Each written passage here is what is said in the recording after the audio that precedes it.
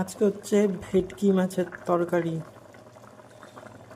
আজকে আমি রান্না করিনি, মা করেছে। মায়ের শরীর খুব খারাপ, কিন্তু শরীর খারাপ মানে তাও বন্ধুরা এক করেছে। সপ্তাহ ভুগছি আমি, এক সপ্তাহ গত সোমবার থেকে বিকেল থেকে। কাটা টাটা রান্না করতে পারি না আমি, ওই জন্য আজকে মাই রান্না করেছে।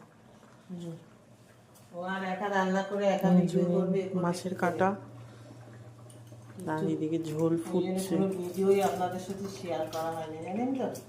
তো ও ছেলে মানুষ একা একা কি করবে, আমি তো শোয়া।